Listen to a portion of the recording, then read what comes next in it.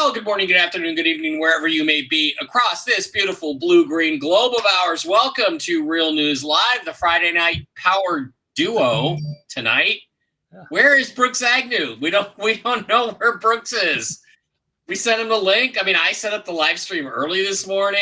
I never heard from him all day, and I can't get a hold of him now. So we're all rooting for Brooks to come in and join us. It would have been the power trio. But I had a new set of artwork I was trying to get ready to go for tonight.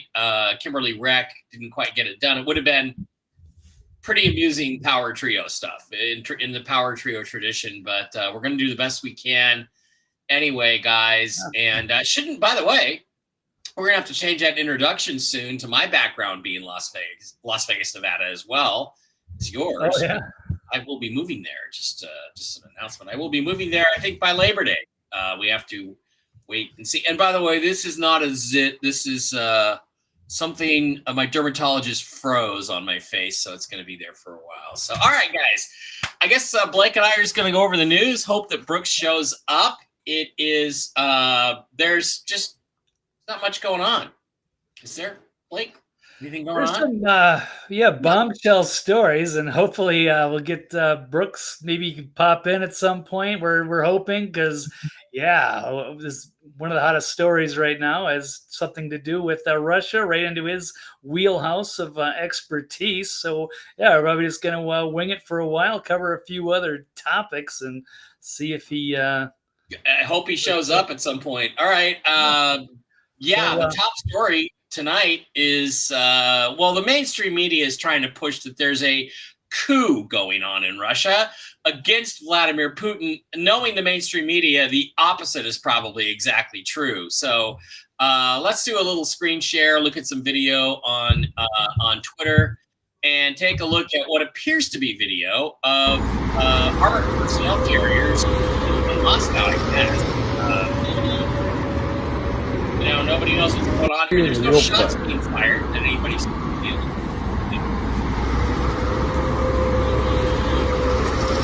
And if you go through and look at videos, there's not a lot of stuff going on. Other than this could be the deep state's attempt to take down Putin. Kiev is under attack right now. Here's some video of Kiev. Buildings on fire. And Putin has said he's just about had it with this crap and he's going to take Kiev back. So, I don't know, Blake, I guess what I want to ask you is, let me stop this video here for a second.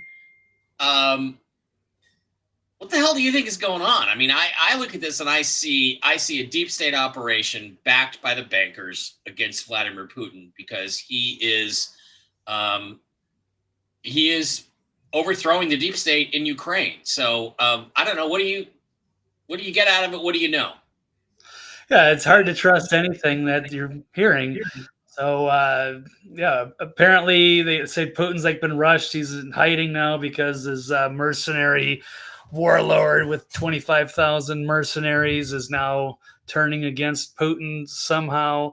And that missile strikes have landed on his people. I'm not sure what to make of all of that. And it's interesting that on Twitter, it's actually trending PSYOP. A lot of people aren't buying this yet. We need more evidence, especially after we heard with the submarine, which is going to be obviously a huge story tonight and for this week, because they're claiming that they've been pushing this story even though they knew that these people on board were dead Sunday, and they're using it as some kind of a distraction from whatever scandals. Perhaps they don't really know what they're trying to hide and what they don't want to see. Here's some more video of the Russian Ministry of Defense, which there's nothing going on there. It's calm. It's Friday night, Saturday morning. Not much happening there. No coup going on in Moscow that we can tell. В общем, вот мы можем видеть, что даже пешеходы ходят у Министерства обороны. It's hard to believe that this is anything real going on in Russia, and I think it will remain to be seen. I've always believed that Putin had the full support of the Russian military in what he was doing in Ukraine, and I don't think there's any doubt about that. But at this point, we don't know for sure. So, anything final you want to add to that one before we go on to the next story? Yeah, I guess it would be, obviously pretty ballsy of this guy to have 25,000 mercenaries and try to turn against Putin, as powerful as he is, sitting in this war, and to get in between that.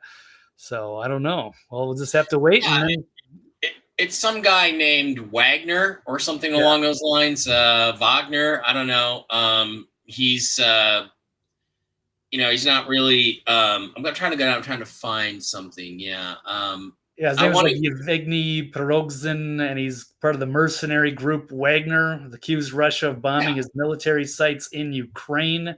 I'm reading some of the words off of a tweet from Mario Nawfal, who's frequently hosting spaces on Twitter. It says, despite the Russian Defense Ministry's claim that there is no truth to this allegation, this leader stated that 25,000 mercenaries would participate in a military coup organized by him. So that's pretty ballsy. I don't know how he's going to pull that off. I wouldn't want to be caught in between there, but I don't know the situation there. So we'll for the fog of war and see how this develops over the weekend, I suppose. But Joe Evans is saying there are V on the trucks in Russia that identifies them as Ukrainian. It does appear to be some sort of military operation, but if you think 25,000 guys are is there going to be some popular uprising against Putin in Russia? No, he's as popular in Russia as Trump is in the United States, which is to say probably 70% of the people are behind him. Although I'm sure they want this war to end. And the way it's been going is our expectation was and is that Putin's going to go ahead and take the rest of Ukraine and finish everything off. So it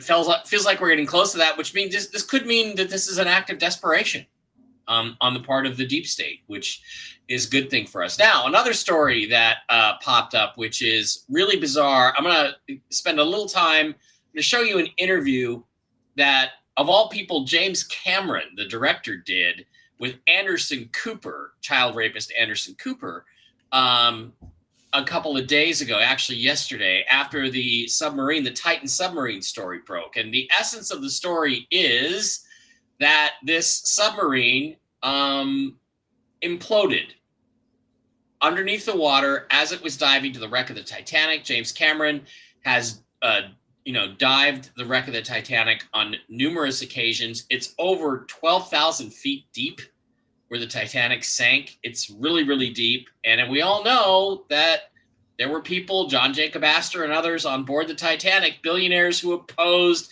the formation of the Federal Reserve. And there's people saying, oh, it wasn't the Titanic, it was the Olympic. And it wasn't an iceberg, it was a torpedo, hit it in just the right place, yada, yada, yada. We don't know any of that, but we do know that these guys went down on this sub last week on Sunday, and the sub apparently was crushed.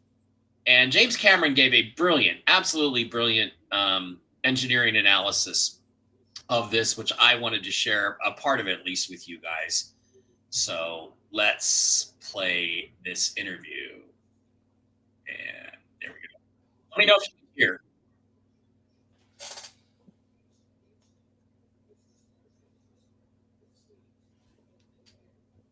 Uh-oh, somebody froze. I can't see or hear anything on that. Can't see or hear anything. Great. Oh, I see. Okay, hang on. Okay, now can we see? Okay. We're all Can we hear we're all kind of heartsick from the outcome of this. Okay. And I've been living with it for a few days now, as some of my other colleagues in the deep submergence community. I was out on a ship myself when the event happened on Sunday. The first I heard of it was Monday morning. I immediately got on my network because it's, you know, a very small community in the deep submergence group. And found out some information within about a half hour that they had lost comms and they had lost tracking simultaneously. The only scenario that I could come up with in my mind that could account for that was an implosion, a shockwave event so powerful that it actually took out a secondary system that has its own its own pressure vessel and its own battery power supply, which is the transponder that the ship uses to track where the sub is. So I was thinking implosion then, that's Monday morning. I got on the horn again with some other people, tracked down some intel that was probably of a military origin, although it could have been research, because there are hydrophones all over the Atlantic, and got confirmation that there was some kind of loud noise consistent with an implosion event. That seemed to me enough confirmation that I let all of my inner circle of people know that we had lost our comrades, and I encouraged everybody to raise a glass in their honor on Monday. Then I watched over the ensuing days this whole sort of everybody running around with their hair on fire search, Call it a charade. knowing full well that it was futile, hoping against hope that I was wrong, but knowing in my bones that I wasn't. And so it certainly wasn't a surprise today. And I just feel terrible for the families that had to go through all these false hopes that kept getting dangled, you know, as it played out. I just want to you said it was on Monday that you learned of these listening devices under the water had picked up the sound of an implosion, or what was believed to be an implosion. Yeah, that's as it came to me. Now that's hearsay, multiple. You know, they were credible sources, right. So, you know, I took that as a factor that I multiplied in with the other factors, and I couldn't think of any other scenario in which a sub would be lost where it lost comms and navigation at the same time and stayed out of touch and did not surface. I was also told, and I don't have confirmation on this, that they were on descent, they were a couple hundred meters above the seafloor, and they dropped their weights. Now, the only way for the ship to know that they had dropped their ascent weights, which would be an emergency abort, is if they had called that in, that they were ascending. So I believe now that they had some warning, that they heard some acoustic signature of the hull beginning to delaminate. An investigation will hopefully eventually show what did happen, because we all need to know as we go forward. The deep submergence community needs to know exactly what happened. You've made dozens of, just extraordinary deep water expeditions, including more than 30 to the Titanic itself. You've also gone far deeper than the 13,000 feet where the Titanic is. I think you've gone deeper than just about anybody into the ocean. I wrote it into, I forgot the name of the place you went, but the Challenger Deep, which is just extraordinary. Deep, yeah. You went in your own design. Yeah, you went in your own designed craft that's a submersible that was experimental and didn't go through the sort of the standard safety protocols. But correct. The difference is you were not taking passengers on board. Would you ever have taken passengers on board a submersible that had not gone through the standard maritime safety protocols? No, not at all. I mean, my sub that I went to the Challenger Deep dove safely 3 times deeper than Titanic. We made multiple dives in that sub. That sub was a single-seater, and it was only contemplated that myself and the engineer with whom I co-designed the vehicle would be the only pilots of that sub, and we worked on it for 7 years. We knew every detail of it intimately. I was involved in every phase of the testing, so you know, I assessed the risks. I understood them very well, and those were risks I was willing to take. I would never take it upon myself to ask someone else to take that type of risk. And if I were designing a multi-seat vehicle where I intended to be the pilot, we'd go through all of the rigorous test protocols and review protocols that you have with, let's say, ABS, which is the American Bureau of Shipping, or DNV, or German Lloyd's, who are the major bureaus that class a sub. They call it classing, but it's basically certification. And I think it was unconscionable that this group did not go through that rigorous process. What is, this was an experimental design. There's no question about it. It's a carbon composite. You can tell us more about what that actually means. I mean, it's the kind of stuff used in spacecraft, but is it designed for deep underwater pressure? And what is the danger of that kind of material in this kind of environment? It's completely inappropriate for a vessel that sees external pressure. Absolutely correct. Carbon fiber composites are used very, very successfully for internal pressure vessels, like let's say a scuba tank. And you can get 2 or 3 times multiple of what you could get out of steel or aluminum for that type of pressure bottle. But for something that's seeing external pressure, all of the advantages of composite materials go away and all the disadvantages come into play. So if you're using a uniform material like steel or titanium or ceramic or acrylic, you can do computer modeling with a high degree of accuracy and confidence. The second you start doing carbon composite or any kind of composite materials, you're introducing 2 materials that are in contact with each other. The filament itself and then the epoxy matrix that it sits within.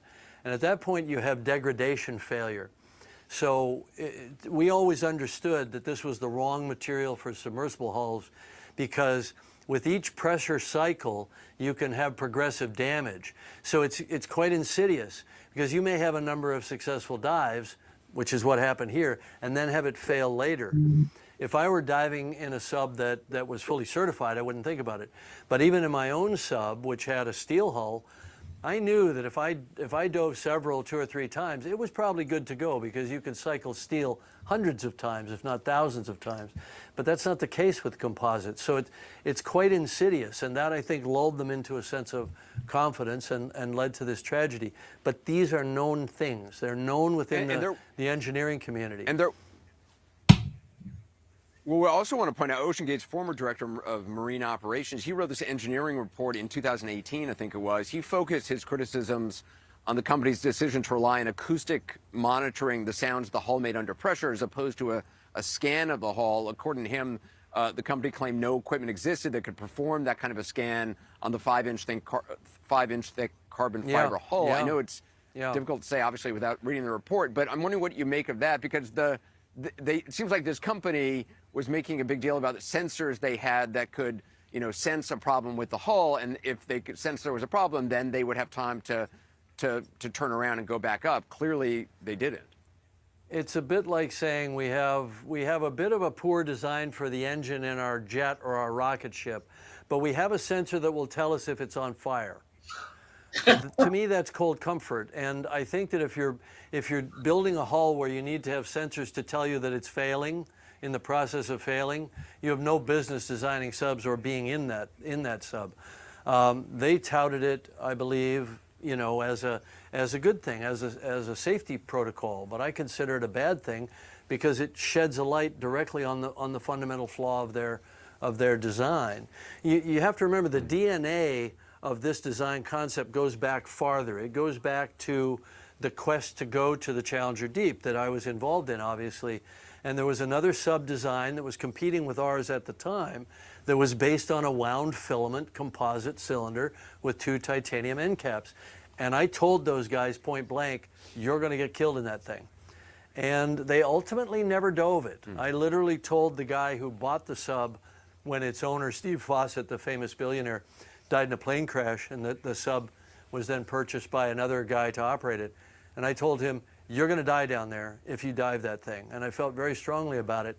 I had nothing to do with OceanGate, and I never tried to warn Stockton Rush of the same thing because I thought maybe they've solved it, But I was pretty opinionated about it at the time, and they had a similar idea of doing acoustic sensors too. They call it delamination when water ingress starts to force the layers of the fibers apart, and theoretically you can hear it. I actually believe they heard it with their ears, not through the sensor system in the last moments of their lives, and that's quite a horrifying prospect. Okay.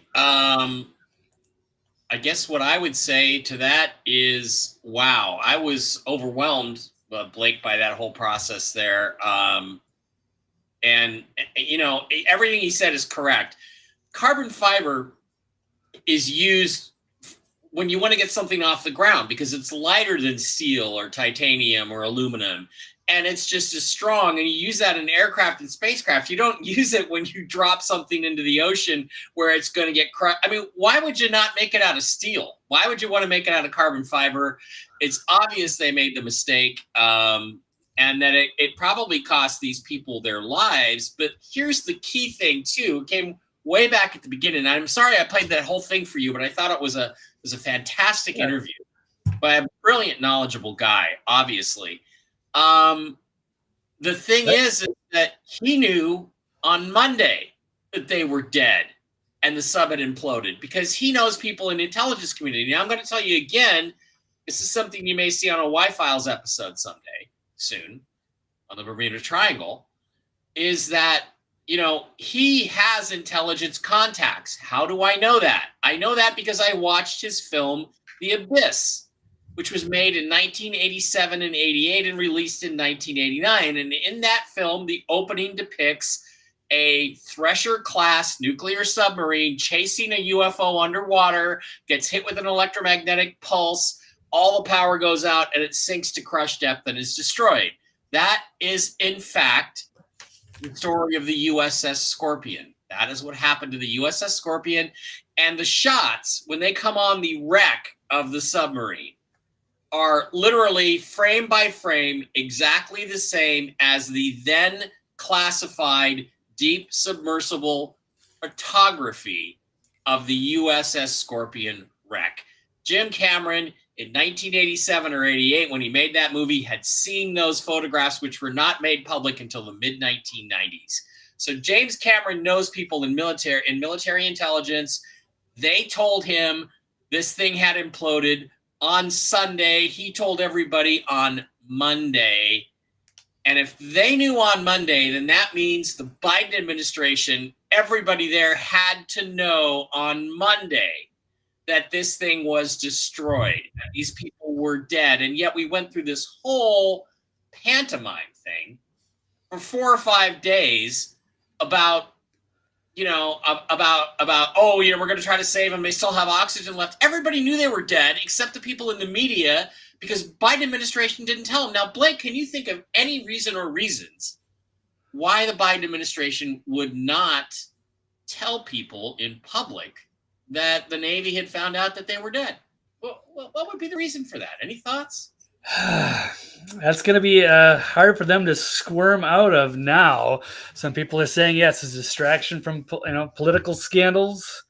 They were trying to say maybe it's the military didn't want to give up this top secret knowledge or let our enemies know that we had this technology to with the acoustics, and they heard that, so they didn't want to say anything about that. I think that's probably BS. They didn't, I don't know what people would, or what purpose that would serve, or how that would affect our enemies, or what have you. But they certainly could be for Hunter Biden's political problems. It seems really cheap as they would use that. I mean, at least they weren't, I guess, fundraising off of this. But it should be a sad story. They should have come out with it Monday instead of getting everyone worked up over it. I mean, people were concerned for days about this. It was a huge story. Thinking about these poor people and wondering why they're not making more of a effort for the rescue operations. But now we have our answer. They didn't need to rescue because they already knew that it was a waste of time. Yeah, they did. But I mean, I think those were legitimate search and rescue operations that were going on. So they also allowed people to spend millions and millions of dollars.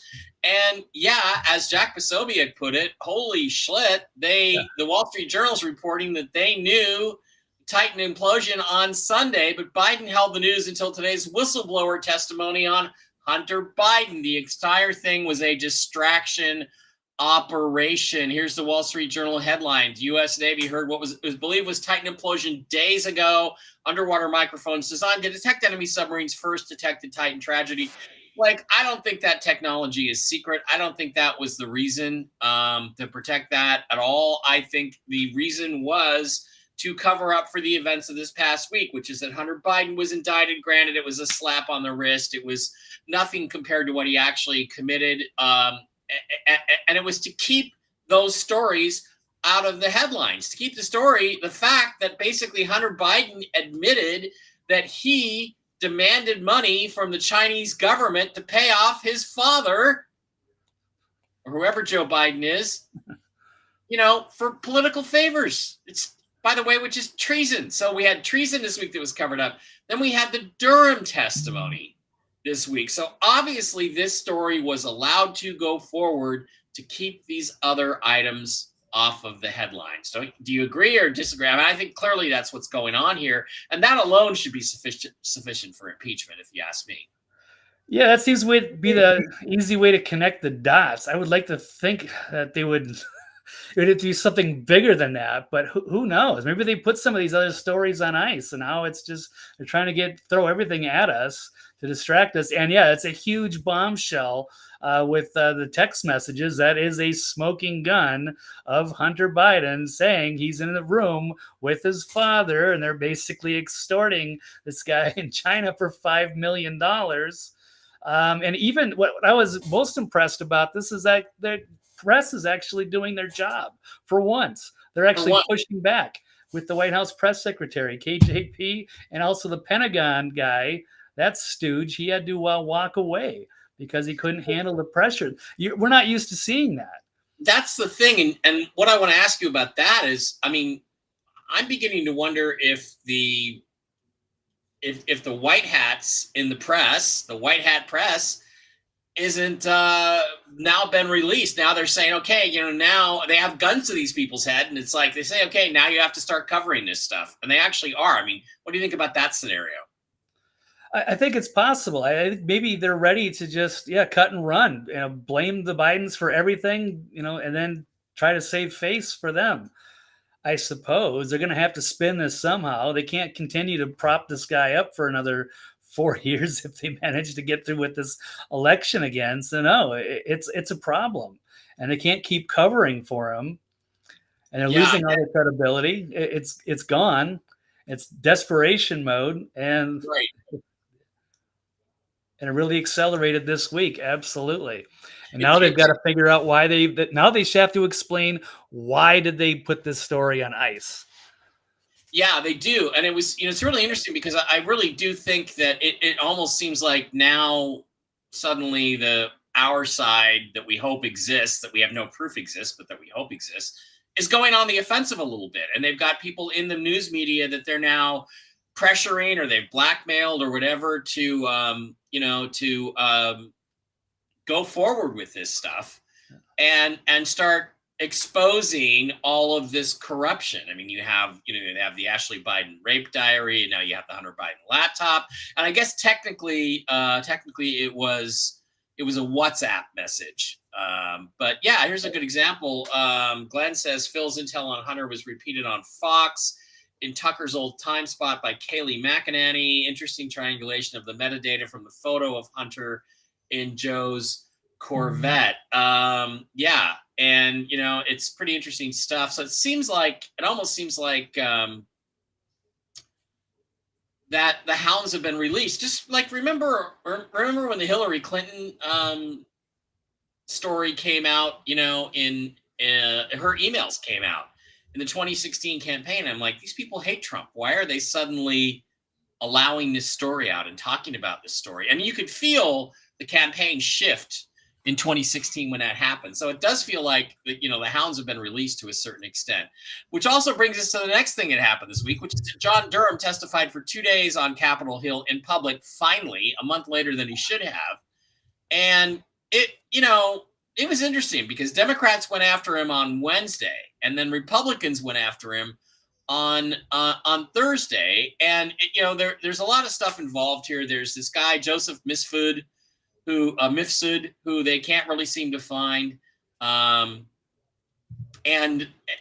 Jim Jordan and Matt Gaetz went after John Durham pretty good. Let's switch over to Twitter, and I'm gonna show you some of the video again on this. On what happened. An agent struck. This was addressed. 2016, did our government receive intelligence that suggested Secretary Clinton had approved a plan to tie President Trump to Russia? Yes. Was that intelligence important enough for Director Brennan to go brief the President of the United States, the Vice President of the United States, the Attorney General of the United States, and the Director of the FBI? Yes. And was that intelligence put then into a memorandum, a referral memorandum? Yes. And was that memorandum then given to Director Comey and Agent Strzok? That's who it was addressed to, yes. Did Director Comey share that memorandum with the FISA court? I'm sorry, can Did you? he share that memorandum with the FISA court? Did Director Comey do that? I'm not aware of that if he did. Did he share it with the lawyers preparing the FISA application? Not to my knowledge. Did he share it with the agents on the case, working the Crossfire Hurricane case? No. Didn't share it with the agents on the case. Can you tell the committee what happened when you took that referral memo and shared it with one of those agents, specifically Supervisory Special Agent Number 1? We interviewed the first supervisor of the Crossfire investigation, the operational person.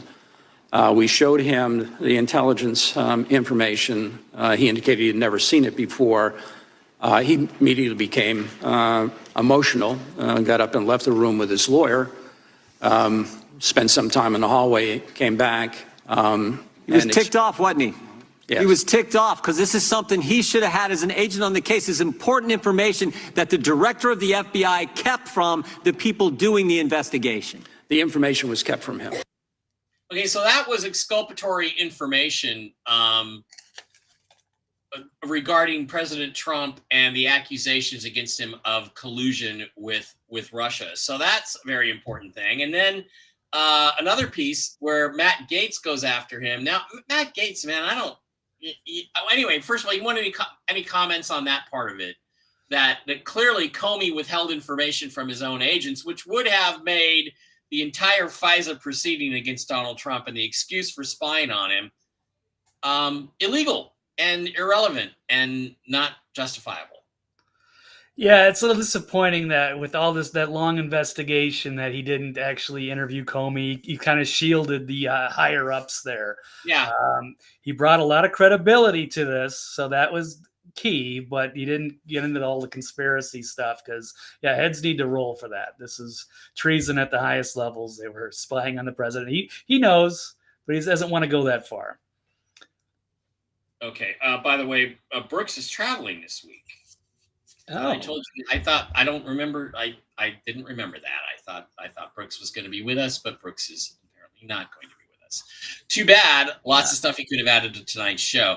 So yeah, and basically the whole spying on Donald Trump was completely unjustified, and nobody got away with it. And then, interesting, you should bring that up because Jack Posobiec brings up Matt Gaetz questioning Durham pretty hard. And let's take a look at that clip right now. Yeah, I agree with Mr. Biggs. You've given us testimony today that you're disappointed that the FBI didn't cooperate more, right? That was your testimony. Said that. Yeah, so we're disappointed too, but the difference is when regular folks do things that are wrong and unlawful, there's typically greater effort to try to get those people before a grand jury to utilize criminal process where appropriate, not for other purposes. And it's just like, oh, well, Bill Priestep, the guy who might have set this whole op in motion, he just didn't want to talk to you about certain things, and you were real accommodating to that. And then Mifsud, the person who juices Papadopoulos to create this predicate that you find improper.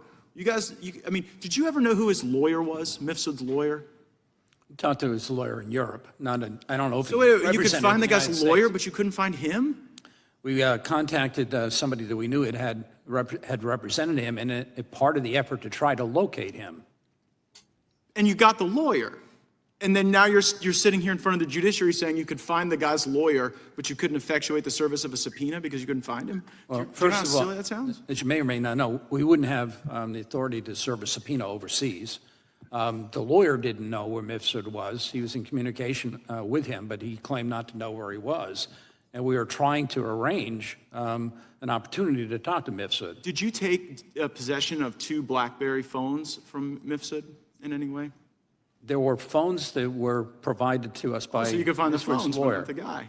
Correct? Do you see how silly this looks? Like you found the lawyer, you found the phones, but the actual dude who got ordered by Western intelligence to go start this thing you couldn't find? It's kind of laughable. It seems like more than disappointment. It seems like you weren't really trying to expose the true core of the corruption. That you were trying to go at it another way. Yeah. As we said in the report, and as I said in my opening remarks, we pursued the facts as best we could. Well, how about this tools fact? that we have? Okay, how about this fact, Mr. Durham? No, right here, like, boy, is Durham on edge. Listen, you can hear the quavering in his voice. And what the fuck is up with this guy's beard? That guy's got his beard goes all the way up to his cheekbones. Wow, dude, 5 o'clock shadow. But don't you think? I mean, you can see the pressure here. Durham is not comfortable with what Gates is hitting him with, is he? No, it doesn't look like it, and it's great to see. Yeah, you got to give kudos to Gates sometimes. Yeah. Let's let Matt finish here. The entire Mueller team does a hard reset on their Apple phone. Okay, we got some streaming problems. In synchronization to wipe away evidence. Did you investigate that? Hang on. Come on. Fun live streaming. Oh yeah. Well, did you investigate it? Who gave the order on the Mueller team to wipe the phones? Yeah, that was not something that we were asked to look at, and we didn't. No, that's not true, Mr. Durham. That is not true, because I'm holding the document that authorizes your activity, and it specifically says the investigation of Special Counsel Robert Mueller. It's in Mr. Chairman, I seek unanimous consent to enter into the record the order that says that you're supposed to investigate these things. And so, like, whether it's the Mueller team, MIFSUD, how about Azra Turk? Azra Turk, what's Azra Turk's real name? Do you know that? I'm not going to be disclosing the names of FBI personnel that are otherwise unavailable. But an FBI, so the FBI sends somebody to go honeypot George Papadopoulos. Who gave the order to do that? I think that's beyond the scope of what's in the report. It's literally the scope of what your charging order is. Who put it in motion? We get after it was put in motion, the FBI did a bunch of wrong and corrupt things. Totally understand. We're trying to deal with that. But when you are part of the cover-up, Mr. Durham, then it makes our job harder. Yeah, well, if that's your thought, I mean, there's no way of dissuading you from that. I can tell you that it's offensive and that the people who worked on this investigation have spent their lives trying to protect the people in this country and pursue within the law what it is that we are authorized to do. You tried 2 cases, lost both of them, and then the one guilty plea you got, Kleinsmith is back to practicing law in Washington, D.C. today. Yeah, that's beyond my control. Right, but the fact that you allowed that plea to occur, right, and then the punishment was insufficient, the fact that you didn't charge Andrew McCabe, you didn't convict the lying Democrats or the lying Russians, you didn't investigate MIFSUD or the Mueller probe, even though, as we sit here today in black letter, that was your charge. Have you ever heard of the Washington Generals? The Washington Generals, yes. Yeah, and they're the team that basically gets paid to show up and lose, right? The Harlem Globetrotters, yeah. You know, I'm sure that the players who exert blood, sweat, and tears don't view it that way, but you might. I think they do. I think they do, because the job of the Washington Generals is to show up every night and to play the Harlem Globetrotters. And their job is to lose. I'm sorry, I was thinking of a different thing. Yeah, so their job is to lose. And I'm kind of wondering, and it just seems so facially obvious that it's not what's in your report that's telling, it's the omission, it's the lack of work you did. And for the people like the chairman who put trust in you, I think you let them down, I think you let the country down, and you are one of the barriers to the true accountability that we need. Do I get to respond to that or comment on that? Yeah. Well, I don't know if you've ever investigated a crime. I don't know that you have. You didn't investigate these, Mr. Durham. Whether or How about not, Andy McCabe? Did you charge him? Did you investigate him? Gentlemen, time has expired. The witness can respond, and then we'll move on to our last. I don't know, sir, whether or not you've ever had occasion to try to investigate crimes under the rules and regulations and under the Constitution that we're bound by. We can gather evidence in particularly lawful ways. Can't charge people because we might think it's not something. Just that we you can didn't charge you people. didn't investigate. You didn't time. investigate the Mueller team wiping their phones, and you won't tell us who gave the orders because you're protecting those people. Gentlemen's time has expired. Wow. Talk about getting roasted. Oh my God, did he roast him? Now, here's the question I have for you and the audience, small audience we have tonight on Friday night. Do you think Jen has asserted, we all know, Jen's our remote viewer that we love to death, that Durham didn't charge certain people because what they did rises to the level of treason, which is beyond the scope of his authority to charge anybody with. So he has gathered the information and turned it over to somebody else for prosecution, like a military court. Do you think that's a plausible scenario here? That's what he was doing? Or do you think he's just another part of the deep state covering all this crap up?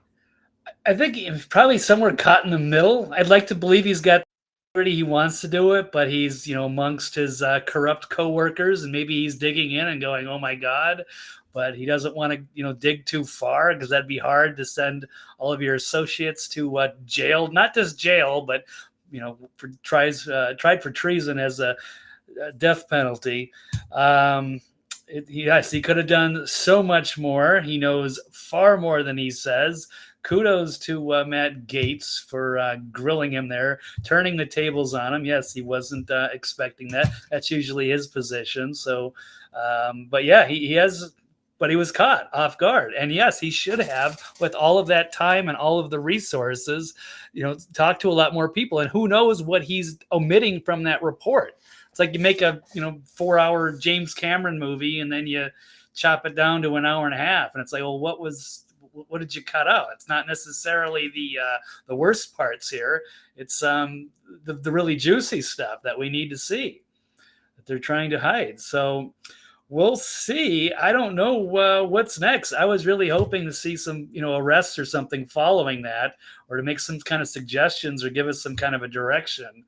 But yeah, he's cowering, just kind of like he did the same thing that Merrick Garland did today, where he was saying that the criticism of the DOJ or FBI constitutes an attack on an institution that is essential to American democracy. Like he's, ultimately protecting the FBI. Yeah. Yeah. But this isn't the FBI that we're used to. This is, even then it was always kind of messed up with J. Edgar Hoover and all of that. But I'd like to think that it was set up for the good reasons at one time, and that most of the people are good. But it's been heavily corrupted, and it's been turned against us. And now it's protecting the kleptocracy in D.C. It was good when our friend John D'Souza worked there. It's not good now. What do you? I thought the analogy of the Washington Generals was hilarious and perfect. Do you know who the Washington Generals are, Mr. Durham? Yeah, they're the team that gets paid to lose to the Harlem Globetrotters every night.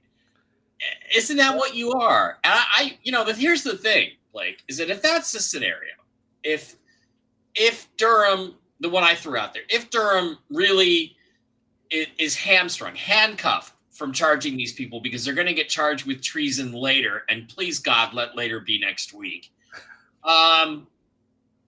Then why is Gaetz beating up on him so bad in public? Because Gaetz is kind of on the Trump team. He's in with Trump a little bit. He's working for Trump to a certain extent. So he knows that, why would you expose Durham like this? Is it to damage Durham's credibility? Why would you damage Durham's credibility if you want to use his information later to prosecute these people? That doesn't make sense to me. So it implies that they really did not get what they wanted from Durham in order to prosecute. So, I don't know. To me, it's 6 and 1, half a dozen of the other as to whether this is Durham looked upset. He clearly looked to me like he was not comfortable with this, and he was taking a beating. And it didn't look to me like this was all an act and all a plan. It looked like he did not expect to get hammered by Gaetz like that.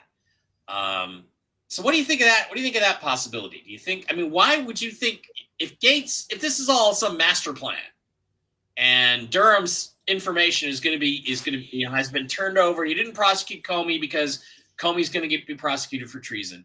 Why would Gates beat up on him that bad in public? Make any sense to you?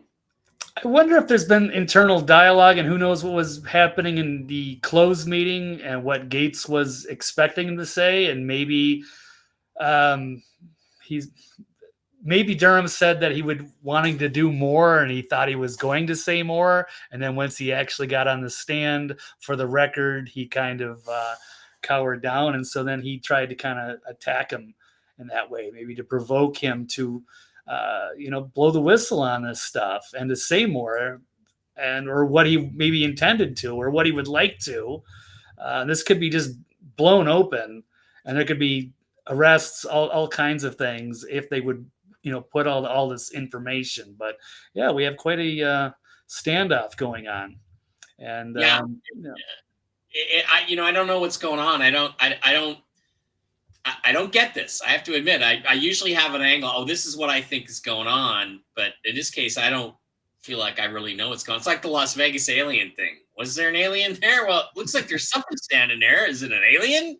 I don't know. I do know that something flew over these people's house. And, if a piece of alien technology fell into the backyard of these people, that they might send some guys out to go get it. I don't know. And I don't know what's going on here, but I think this is definitely something worth watching. And I agree with you. I think you're probably right in that Durham expected a certain line of questioning in public from Gates, probably based on the private testimony. You're right. And he was like, so he was shaken. I would say Durham was shaken by that. So very interesting stuff. Very interesting stuff. And I don't think that that's over with quite yet, although it may be. Now, I want to ask you one other thing. RFK Jr. was banned off of YouTube this week. He's a Democratic candidate for president and almost certainly will win the Democratic nomination if it's allowed to be a democratic process, which it will not be. So what do you think about what's going on with RFK? And more than that, the second question is, do you trust RFK? There's a lot of things I like about RFK Jr. There's a lot of things I don't. What do you think about him? So far, I really like it, and for better or worse, for anything, it's really caused the media to panic. People on Twitter, it's freaking out. It was glorious last week watching Peter Hotez squirm after RFK showed up on the Joe Rogan show, and then Elon Musk getting involved, and the way that they're trying to just dismiss RFK as this fringe candidate when he's a huge threat to Biden and way better, superior, and kind of brings the credibility back to maybe the old Democratic Party before it was hijacked by the radical lefty commies. So they're panicking, and I think it might even force them to ditch Biden. Maybe this is part of what's going on, and they're going to try to set things up for Gavin Newsom. I think might be their way out that they're aiming for right now. So it's interesting. And I think I might even, get on board as a delegate for RFK in this next election, just like I got involved with Ron Paul with the Republicans in 2012, right, just to see the internal. Yeah, because the Democrat, it's time for a civil war, a friendly civil war in the Democratic Party. It's time for a battleground of ideas, because the Democrats have lost their way. Yeah, RFK may be a little a fringe. There's pros and cons, but I mean, what an incredible life this guy has had too, watching both his father and his uncle getting assassinated and to run for president. I appreciate the guy and his balls, and for going into these heavy subjects. That's really making the establishment nervous when you're getting into vaccines or blowing up their climate change stuff. He could be he's really freaking out the Democrats, and I love it. So I'm on board. So I like to see RFK versus Trump would be spectacular. It's a win-win, I think. But obviously, I'd like to see Trump back or put back in if he could. Yeah, I'd like to see Trump put back in today, actually, now. You can roll the tanks in Washington, D.C. right now, as far as I'm concerned. I have some issues with him. He's against the mRNA vaccines because they weren't tested. But if a vaccine is tested, he's fine with forcing people to take them. That is one of his positions. That upsets me, bothers me. I don't like that. I'd like to think he's a dogmatist when it comes to that. No vaccine should be forced on anyone. That's something that I want. His environmental positions are wacky. I mean, the Earth is not warming. There's no such thing as global warming. There is no climate change. The climate is not changing. If it is, it's insignificant, and it's actually getting better. But imagine this scenario. Let's say that he is blocked and denied from taking the Democratic nomination from Joe Biden, which he certainly would. And he said, okay, well, how about if I run with Donald Trump? What would you think of that scenario? I would love it. I think that would be ideal in a way, and it would kind of unite, the right and the left to some extent. By putting these two guys together. It's hard to sell a fraud of the massive scale we saw in 2020. But that's if we're in conventional times. If there's a conventional election in 2024, if Trump isn't back as president anytime soon, if Joe Biden is the opponent, there's no way that a Trump RFK Jr. ticket could possibly lose. So there's no way for them to steal it without massive revolution in the streets, which may be what they want anyway. But I just think it would make it like nobody would believe that. Not that anybody believes Trump lost and has any brains anyway. So I don't know. It's pretty weird. Okay. Do you have? There's one other thing I want to get to a little bit in terms of culture, political culture. Anything? There was one other story you mentioned earlier you wanted to cover today. I forget what it was. There might have been a couple. We got the Adam Schiff getting censured. We have Stuck versus Elon in a cage fight in Vegas. Right. What else? Yeah, I mean, of course, the big one is Biden and his WhatsApp. Yeah. That could be impeachment easily. Schiff did get censured. It's not enough. McCarthy continues to not follow through on his promises. And I just, again, feel like this is going too slowly and it's time to move things out of the way. I mean, God help us if we actually go into an election cycle. If Trump isn't president by 2024, before 2024, if he isn't put back in, then there's no hope. Then we're going through another election and it'll be stolen again and things will just get crazy worse. That's what I think is going to happen. So it's pretty upsetting. Okay, well, one thing I wanted to talk about is culturally, I feel very strongly that whoever the white hats are, if they exist, they need to act now, because the level of insanity out there that I deal with, especially on Twitter on a regular basis. And I'm sorry, I can't really engage with people on Twitter because I don't want to get my account banned, because they're still banning accounts. They banned my brother, Dave, for literally retweeting a thing where somebody else was talking about election fraud. And so they banned him. But I dealt with it with a crackpot crazy person today. Bill Romanowski, football player. Oh, yeah. was charged with $15.3 million in unpaid taxes. Now, Bill Romanowski is a controversial figure to the extent that he's very macho, very masculine, very straightforward. And I just said, hey, it's the second most corrupt agency on earth, the IRS, a Department of Justice. IRS is the most corrupt. And some crackpot dingbat Pam I am comes in and says for tax cheats. And I said, yeah, because the U.S. government never makes up fake charges against people it doesn't like for personal or political reasons. And then she said, for some reason, you don't give a shit until a racist, misogynist, pathological, compulsive, habitual liar, traitor, conman, and demagogue criminality finally started catching up with him. I assume she's talking about Bill Romanowski. And I said, you misspelled Joe Biden and you forgot pedophile. And then she sends a bunch of these pictures of Donald Trump behaving completely normally with his daughter, Ivanka. And, a picture of him at a party with Epstein, who, by the way, Trump is the one who turned Epstein in to the feds in 2007, which got him convicted of pedophilia. And I said, you're a psychopath. Oh, look at this terrible picture. Oh, he's kissing his daughter on the mouth. Oh my God, like a father does. So anyway, it went back and forth, but this person is just a whack job, a complete fucking whack job. She is out of touch with reality. And so what bothers me is that we cannot allow this insanity to continue. It needs to be stopped. The truth needs to be revealed. And I'm going to say it like I always do. It's time to act against these people. And again, the Durham thing feels like a chess match. We're doing this and we're setting this point up and all this stuff. And it's like, if it's even real. And I honestly think Durham was surprised by Gates. But the thing is that even if there is a deep white hat plan that these people are going to be charged with treason, and he was really upset about it, it's like, come on, guys, let's just fucking arrest them.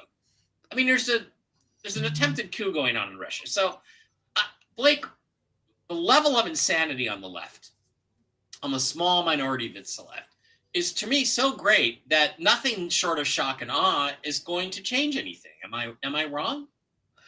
No, I don't think so. It's disturbing because it's a lack of good faith. It's the lack of intellectual honesty from these people when you show them other information, but they are unable to change their mind just even a tad. They are just fully into their cult and their confirmation bias. It's been fascinating from a psychological perspective, but yeah, they might need to be shock and awed. And if the white hats, maybe they're hoping that people would wake up and they're like, come on, how obvious does this have to be, guys? I mean, I showed them pictures of Joe Biden pinching little 8-year-old girls' nipples. There's 3 or 4 of those. And there's video of him pinching her nipple. And holding a baby by the crotch. There's a picture of a baby, he's like feeling the kid's dick. And I mean, these are real pictures. They're not Photoshops. And these people are just like, no, Trump must be Trump's the bad guy. Oh yeah. That's why Donald Trump brought up Jeffrey Epstein in the presidential campaign in 2016, because Trump was in with Epstein. Of course, that would be a smart thing for a guy like Donald Trump to do. So it's like, I don't know. I'd like to say the last honest election was 2016, but it wasn't, because Trump won by far more than he actually was officially credited with winning. And I don't know. I feel like the action's got to be taken now, and it's just not being taken. And I don't know. What would you do if you were in charge? If you were the commanding general of the White Hats?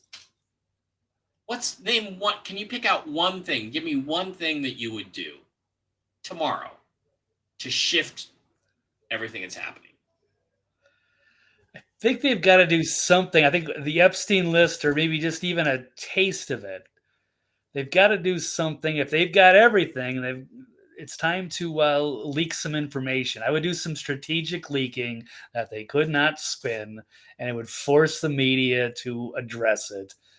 And then hopefully that'll get the dominoes falling. I'll tell you what I would do. I would arrest the entire board, chairman, and CEO of YouTube. Ooh. For violating the civil rights of Americans, violating their First Amendment rights. I would arrest them all. I would charge them civilly and criminally, and take over YouTube and say it's now free speech and we're removing all the algorithms. And yeah, it's going to be bad for a while, because you're going to get a lot of neo-Nazis and stuff in there, or you're going to get a few because there's not that many. But it's going to be better than the censorship going on right now. That's what I would do. Ooh, I like that. Yeah, a true battleground, because there isn't any. It's not a fair fight right now, and they do censor us, do things with the algorithms. I can't even really be seen on Twitter. I'm still shadow banned there, even though I pay my money. But I mean, I have a second account, and I can't even find my responses. It's like, unless somebody's actually following me, I don't even know if they see my tweets. Yeah, no, right? I don't know either. And I try to retweet anything I see of yours so that thank you. People who are shadow banned on my account can't see it either. But yesterday I had several exchanges where I called somebody a dumbass, or somebody called me a name. I'm like, you're stupid shit anyway. I didn't even use any really bad words, But then immediately my account was throttled. I was trying to upload some responses about Russell Wilson, some GIFs of Russell Wilson throwing touchdown passes, and it throttled me. So it's like, obviously I triggered something that it was censoring my distribution. And then, Blake, sometimes I'll put out some really clever reply or something and tweet, and I'll get hundreds of engagements. And then the next day in a similarly, engaged thread, I'll do the same thing and I'll get 0.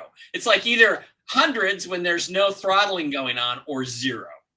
So, and it's nothing like it used to be back before the algorithm started. Back then, I was always getting all kinds of engagement. So Twitter's better, but it's not good. And I think, again, the answer to this war that we're in, this information war, the answer was never Truth Social or, Parlay or any of those, or Gab or any of those. The answer was always to fix Twitter. Same thing with YouTube. The answer is not necessarily Rumble. It's to fix YouTube. So that's what I would do. All right, guys, I think that's going to wrap it up. Anybody else have anything, any final thoughts, Blake, for the week? I'm sorry we couldn't get Brooks here. I did not remember that he was not going to be available. And it sucks because I would really like to get his information on what's going on in Ukraine and Russia, although it doesn't sound like there is really a coup going on as much as the Western press would like you to think that. But any final thoughts? Yeah, absolutely. I'll consider it a psyop until I see more information. So, yeah, looking forward also to seeing what Dr. Brooks has to say on that and where the sources that he gets some of the intel from. We'll have to take a look and, go from there. Actually, maybe want to do a quick prediction on Zuck versus Elon taken in the cage in Vegas. Yeah. I don't know what to think about that because I don't know what's really going to happen yet. But my money's on Elon. Although Zuck may be a robot, he may be a Cylon. We don't know. What if he kills him? What if he tears his head off? Celebrity death match, like a real celebrity death match.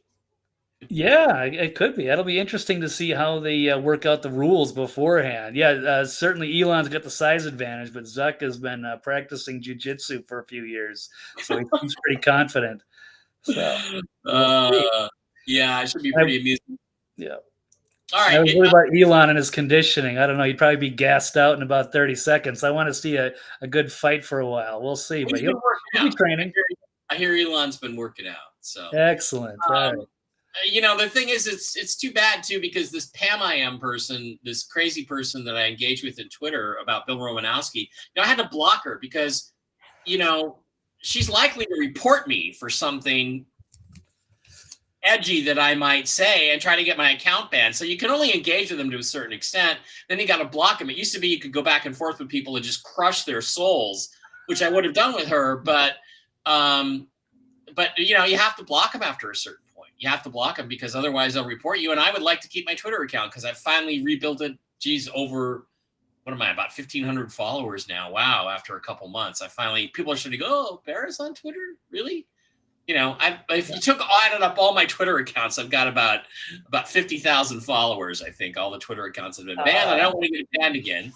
So tomorrow I'll be doing a UFO Twitter space about 4 or 5 p.m. tomorrow, Pacific time. So look for me on Twitter. And as always, I'll look for TV's Blake Wally on the Next Level News, which you would like to take to the next level, I think, right? Yes. Anything else? And anything else you want to promo or talk about? Yeah, since we're on this, let me say some thank yous. Let me guys know. I met Mike in North Carolina a couple of weeks ago at the Spruce Pine Alien Festival. It was great. It was awesome. Ran into a snag on the last day when my car wouldn't start and I couldn't get back home. But Mike and so many were donated and helped me out when I was stuck there. I had a few extra days in a hotel. I had to figure out how to get my car back home or get it repaired in town. What did it turn out to be? Was it just the starter needed to be replaced or what? Yeah, it was the starter. So, we were hoping it would be a battery, but we could have just jumped it. But the starter was gone and it was just hard, like on short notice. When people make car repairs, sometimes you need almost a few weeks out sometimes. Yeah. Fortunately, it just took a few days and they were able to fix it.